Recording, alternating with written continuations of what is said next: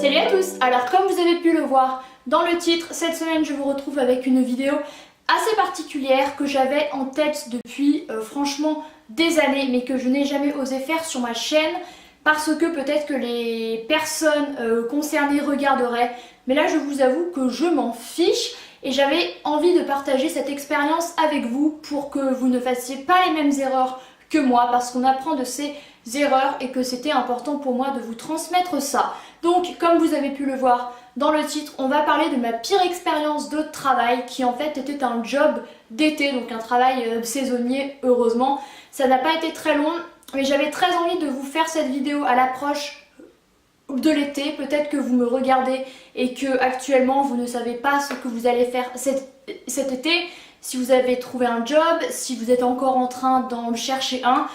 J'avais envie, voilà, avant que vous soyez immergés à l'intérieur de cette situation, que ça se passe bien ou moins bien, moi j'avais envie de vous partager mon expérience avec vous, de ma pire expérience de travail du coup qui fut pendant 1 mois et demi. Donc tout a commencé il y a bientôt 4 ans, donc c'était l'été 2015 ou 2014, je ne sais plus. J'avais en fait une opportunité de 2 mois avec ma marraine dans le sud-ouest, dans un snack belge qu'elle dirigeait avec son copain, qu'elle dirige peut-être toujours. Et en fait pour moi c'était l'occasion d'apprendre à la connaître parce que je ne la voyais que très peu, on habitait assez loin. En plus le service, la restauration c'était quelque chose que je connaissais un peu puisque ma mère à l'époque avait une crêperie. Donc je l'aidais souvent au service et tout ça. Je me suis dit bah ça me fera une expérience encore un peu plus prononcée et je pourrais être avec ma marraine. Vous vous en doutez si je vous raconte cette histoire, c'est que ça ne s'est pas bien passé du tout. Donc en fait la solution de logement c'était qu'un de ses collègues qui travaillait au resto à côté m'héberge. Donc je précise que c'était la première fois que j'allais en voiture seule dans le sud-ouest ou très très loin, seule, que je ne connaissais personne à part elle. J'arrive chez le monsieur en question qui m'accueille bien sympathiquement.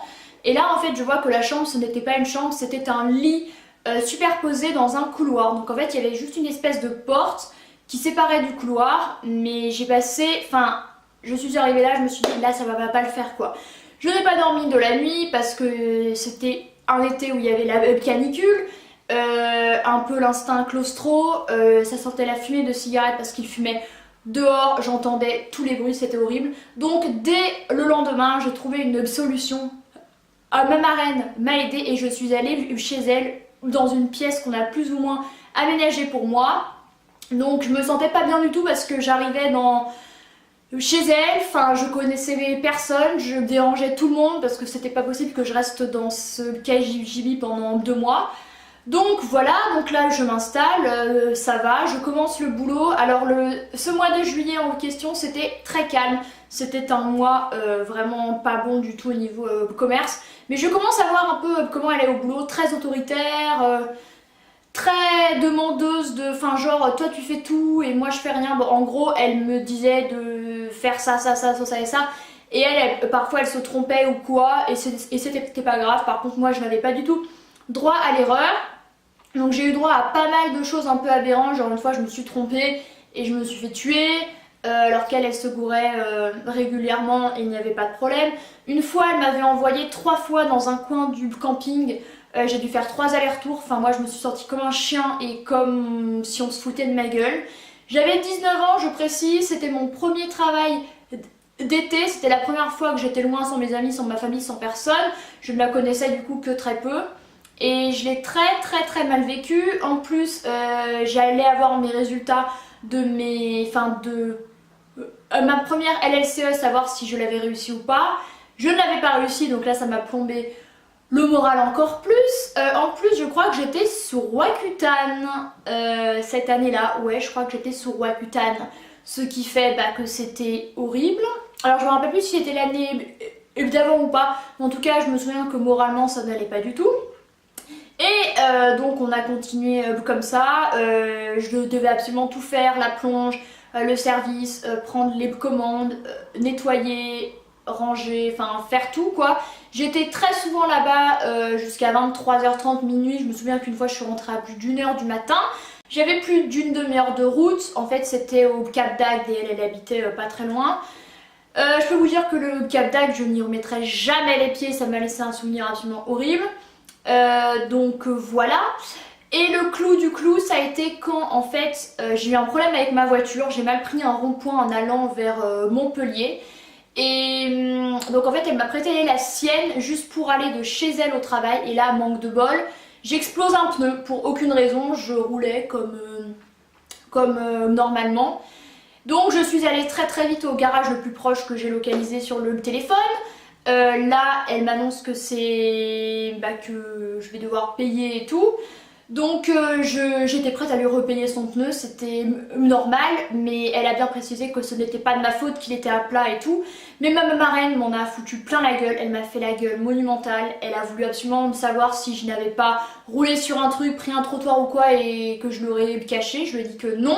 En plus, la garagiste avait insisté pour lui dire que non, son pneu était à plat, ça pouvait arriver n'importe quand, manque de bol, c'était pendant les 15 km où j'ai pris la voiture. Donc là, à partir de ce moment-là, l'ambiance perso, donc chez elle, a été horrible. Alors je précise que j'avais une pièce, mais pas exactement dans la maison. Donc on prenait pas nos repas ensemble parce elle allait travailler plutôt au service du midi et du soir, et moi un peu après. On partageait seulement les toilettes et la salle de bain, donc on se croisait très très peu chez elle. Mais le pire, ça a été au travail. En fait, toute la rancune qu'elle avait et la colère qu'elle avait sur moi à cause de cette voiture-là, elle m'en a fait voir de toutes les couleurs au travail. C'était une ambiance absolument abominable. Vraiment, je me souviens que j'envoyais pas mal de messages à mes copines pour me sentir un petit peu rassurée, un petit peu mieux, un petit peu plus entourée. Heureusement, elle avait ses filles à ce moment-là avec sa fille au père, avec qui je m'entendais très très bien. Donc heureusement qu'il y avait ça. Mais au travail, qui représentait quand même entre 6 et 7 heures par jour, donc le service du midi et du soir, c'était absolument horrible. En plus, son compagnon prenait un petit peu parti, enfin il continuait d'être un peu sympa avec moi, mais il prenait un peu son parti, donc il me faisait un petit peu tous les deux la gueule. En plus, il y avait le mec à côté duquel je vous parlais qui m'avait hébergé, qui me draguait plus ou moins. Voilà, ça me dégoûtait, d'autant qu'il avait genre 2 fois mon âge, enfin, c'était un peu dégueu. Et ce que j'oublie de préciser également, c'est que j'étais dans un camping naturiste. Alors je n'étais pas à poil, j'ai toujours beaucoup de mal avec la pudeur, enfin avec le corps et tout ça, donc non, c'est pas possible. Par contre, j'en voyais tous les jours, donc déjà en plus cette ambiance là c'était un petit peu compliqué. Et là c'est devenu vraiment épouvantable, ingérable. Je pleurais absolument tous les jours, j'appelais ma mère, enfin on aurait dit une gamine de 13 ans et demi alors que j'en avais 19. Heureusement j'avais amené pas mal de livres avec moi, je lisais pas mal, je sortais mes vidéos YouTube aussi à cette époque là. Je me souviens très bien que j'utilisais sa wifi pour les uploader. J'allais à Montpellier, je faisais un petit peu des villes lors de mon jour de congé parce que j'avais un seul jour de congé. C'était ça le truc très très dur aussi, c'est que j'avais qu'un seul jour pour me reposer et c'était très très compliqué. Donc j'essayais de faire un peu autre chose, je ne me reposais jamais en fait. Voilà, alors heureusement cet été-là j'ai eu la chance d'avoir mon père qui à l'époque avait une copine qui habitait à 1 heure de route. Du coup on se voyait souvent, il était là et ça m'a fait beaucoup de bien. Il est venu plusieurs fois me voir et la voir, il voyait très bien que je me débrouillais ultra bien. Et ma marraine en fait les premières semaines elle n'était pas contente de moi pour je ne sais quelle raison. Et elle a appelé ma mère pour lui dire, ma mère a commencé à m'engueuler et en fait il s'est avéré, et là je vous jure que ce n'est pas une blague, que ma mère du coup avait une crêperie en Savoie. Il s'est avéré que des clients de cette crêperie là étaient les mêmes clients que j'ai eu ce même été là au Cap d'Agde, qui en fait faisaient les allers-retours dans la semaine. Donc ça veut dire qu'au mois de juillet par exemple ma mère a eu ces mêmes clients 2 fois et nous on les a eu 2 fois. Donc ils ont très bien vu à quel point je me débrouillais bien. Et là ma mère a commencé à avoir des doutes sur la parole de ma marraine. Et je l'ai appelée un jour en pleurant, en lui disant que c'était plus possible quoi. Elle me parlait comme de la merde, j'avais les rôles les plus... Voilà quoi, le coup de faire 3 allers-retours à un même endroit parce que elle avait pas donné ce qu'il fallait dans la commande, il fallait que je rende la monnaie ou quoi, c'était juste impossible. Donc au bout d'un moment je suis allée la voir et je lui ai dit j'aimerais bien arrêter là parce que là ça ne va plus. Je vous avoue que de dire je démissionne ou je me casse, c'était assez horrible pour moi, c'était l'échec de dingue. Parce que c'était une expérience qui ne durait que 2 mois. Et là, au bout de... en fait, vers le 10 août, j'ai arrêté. Donc j'ai tenu 5 semaines et quelques. Rien qu'en en parler, je vous jure, ça me fait un truc. Je bégaye pas mal dans cette vidéo, j'essaye de me calmer, mais quand je me rappelle des événements ou des émotions assez fortes, c'est assez compliqué. Donc cette vidéo pour vous dire que si vous ne vous sentez pas bien dans une expérience de travail qui en plus est assez courte, essayez de parler avec votre supérieur ou avec vos collègues, ou si vraiment ça ne va plus, comme là quoi, pour elle il n'y avait pas de problème, il n'y avait pas de problème dans son comportement, c'était moi le problème, c'était moi qui étais incompétente alors que tous les clients étaient contents de moi, et c'est même les clients qui nous disaient qu'ils trouvaient que c'était ma marraine et son copain qui étaient à la ramasse. Et ben essayez de discuter avec la personne, et si ça ne marche pas, partez, parce que je vous jure, même si ça dure que 4, 5, 6 semaines, pour moi, je pense que c'est la pire expérience de ma vie, et en plus parce que c'était avec quelqu'un que je connaissais ou que je pensais connaître et qui était plus ou moins ma famille. Alors on n'avait pas de lien de parenté, mais c'était en fait une amie de mes 2 parents qui l'ont choisie comme marraine quand j'ai été baptisée. Donc voilà. Et depuis, je n'ai absolument aucune nouvelle. Voilà. Quand je suis... En fait, un jour, j'avais rendez-vous avec la médecine du travail. Je me souviens que ce jour-là, j'étais au bout de ma vie. Je lui ai dit un petit peu ce qui se passait, enfin que dans mon travail, ça se passait pas bien. Il me restait que 3 semaines. Mais pour moi, ça aurait été 3 ans, ça aurait été la même chose. Et ce jour-là, je travaillais, en fait.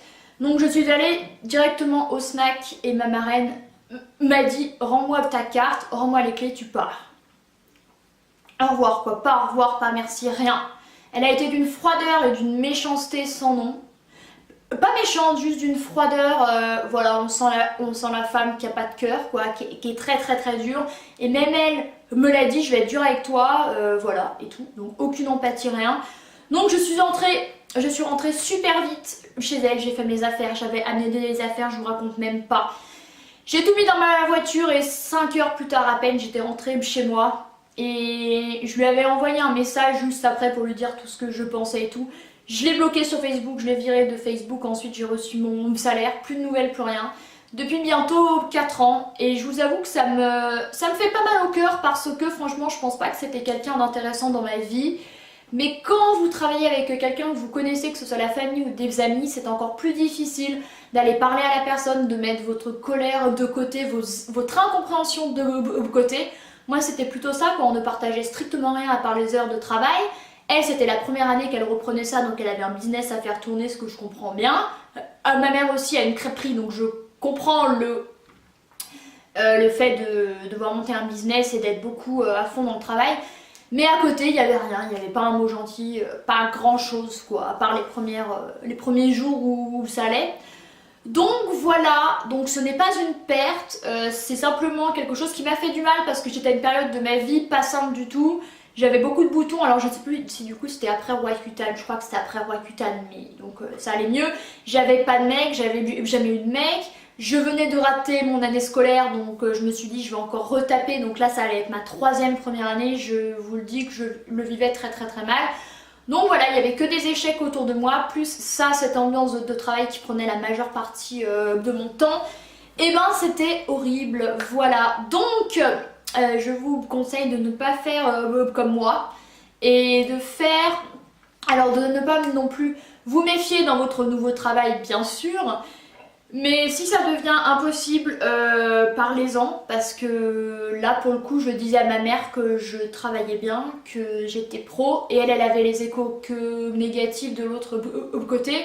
Donc heureusement qu'on a eu ces histoires de clients et de mon père qui est venu et qui a dit à ma mère et à tous, bah en fait elle travaille très bien quoi. Donc voilà, mais ça m'a un petit peu détruite dans le sens où j'avais pas du tout confiance en moi. Ils m'ont encore laissé plus bas que terre quoi, donc je ne les remercie pas. Je les remercie juste dans le sens où ça m'a fait devenir un peu plus forte et savoir ce que je ne veux surtout pas refaire. Voilà, et savoir que ce ne sont pas des personnes intéressantes dans ma vie. Voilà. Franchement, je vous avoue que de parler de ça même 4 ans après, fout toujours les boules, voilà, parce qu'elle s'est jamais excusée, jamais rien du tout. Donc, et j'ai su l'année suivante que la fameuse fille au père avec laquelle je m'étais bien entendue, qui est tchèque, enfin qui était tchèque, et également aller travailler avec elle et que ça ne se passait pas bien du tout. Elle me parlait régulièrement, elle était au bout de sa vie, elle pleurait et elle est rentrée chez elle dans son pays plus tôt. Donc excusez-moi mais je ne pense pas que j'étais le problème. Et peut-être qu'elle regardera cette vidéo, peut-être je sais pas, qu'elle sera un peu objective sur elle-même et qu'elle se rendra compte que le problème ça vient peut-être d'elle. Voilà, il y a des personnes dans la vie qui sont persuadées que le problème c'est les autres, que ça vient pas d'eux, mais en fait si. Et parfois ils n'arrivent pas à comprendre et vous aurez beau discuter avec eux, ils ne comprendront pas et c'est la frustration la plus intense. Mais c'est comme ça, il faut laisser couler. Donc voilà. N'hésitez pas à mettre un pouce en l'air à cette vidéo si elle vous a plu et surtout si elle vous a aidé. Moi j'avais très envie de partager cette expérience douloureuse quand même, encore maintenant, parce que c'est une personne avec laquelle je n'ai plus aucun lien, c'est comme ça. N'hésitez pas également à vous abonner dans la barre, voilà, à vous abonner et activer la petite cloche dans les notifications. J'espère vraiment que cette vidéo vous aura aidé ou du moins que vous en aurez peut-être appris plus sur moi ou quoi. Donc voilà, j'espère que cette vidéo vous a aidé et moi je vous retrouve la semaine prochaine.